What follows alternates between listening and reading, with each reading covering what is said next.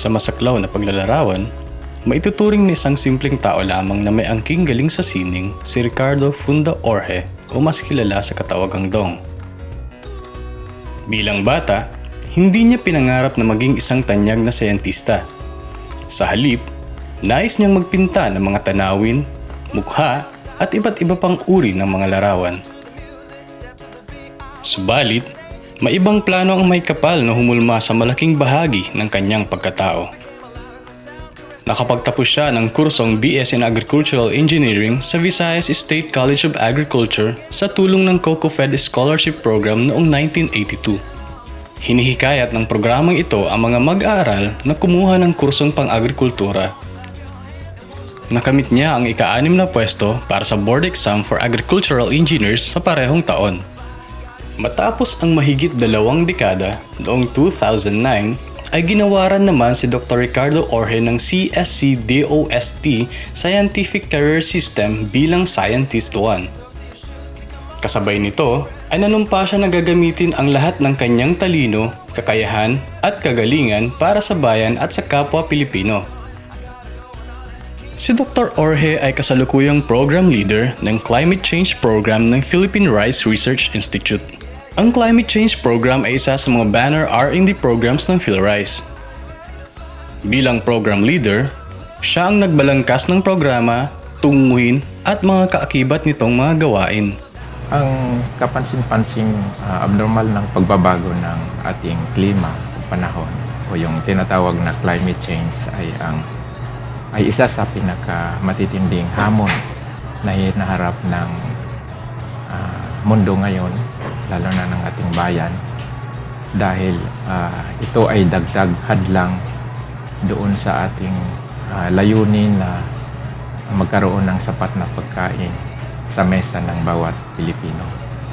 At isa sa mga pinaka-apektadong sektor ng ating lipunan ay ang ating mga magsasaka, lalo na po yung mga maliliit.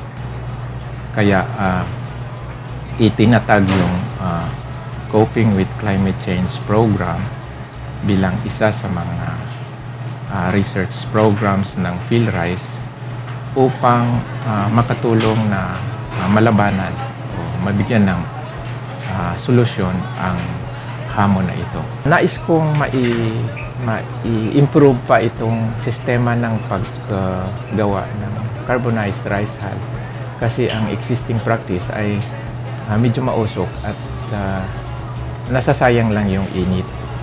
So, umpisa noong taong 2010, nag-develop po tayo ng improved system na yung tinatawag na natin ngayong continuous type rice hull carbonizer. Na-introduce po kami sa carbonizer system noong 2011 kasi meron kaming program sa community-based renewable energy systems. Ang purpose po ng program na yon ay paano gamitin yung biomass na meron yung mga households or meron malapit sa community nila for energy-intensive industries. Napakalaki po ng naging productivity increase. Nabawasan yung oras na exposure nila sa init. Meron pong carbonized rice husk na magagamit ng mga magsasaka para po ma-fertilize ang kanilang bukid. Isa po kami sa nakasubok nung carbonizer na dinesign ho ni Engineer Dong.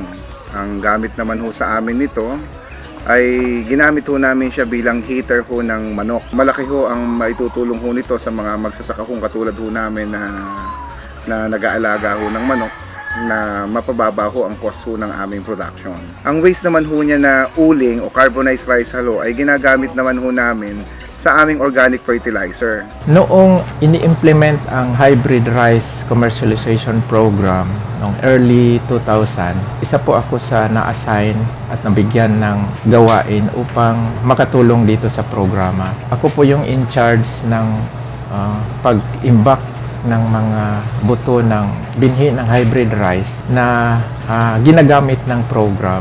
At isa sa mga layunin ko ay ma-ensure ang kalidad nito upang sa panahon na gagamitin ng mga magsasaka ay maayos pa yung kanilang germination rate. Napagkaalaman na ang hermetic storage ay isa sa epektibong pamaraan na hindi na kailangan gumamit ng kuryente. Kaya nagkaroon tayo ng action research upang mag-develop ng local na alternative dito. Kaya lumabas po itong Saklob. Na-develop yung micro-tiller na kung saan madali itong dalhin doon dahil nakakalas ang mga pyesa na walang gamit na tools. Okay. At dahil dito, napabilis ang paraan ng land preparation. Sa ngayon ay may mga farmers nang gumagamit dito sa pamagitan ng mga interventions ng ating Department of Agriculture. May mga orders from PhilRice na gumawa at kinakalat ito doon sa highlands ng Cordillera sa mga rice terraces. Dahil dito sa mga ginagawa, may mga publications na na-generate, may mga awards na natanggap, pero hindi ko inaako na ito ay dahil lang sa aking kakayanan, kundi dahil siguro ginawa ko lang yung best ko sa aking trabaho at maging inspirasyon sa mga mas bata pang researchers. Sa kabila ng mga hamon ng pagiging isang leader, nagawa ni Dr. Ricardo Orge na mas palawakin lalo ang kanyang kakayahan sa larangan ng pananaliksik at agham at iparating sa mga tao ang mga teknolohiyang dapat nilang magamit sa maunlad na pagsasaka. Ito ang mga bagay na nagbigay daan upang siya ay tanghalin bilang 2015 Gaud Saka Outstanding Agricultural Scientist ng DA Regional Field Unit 3.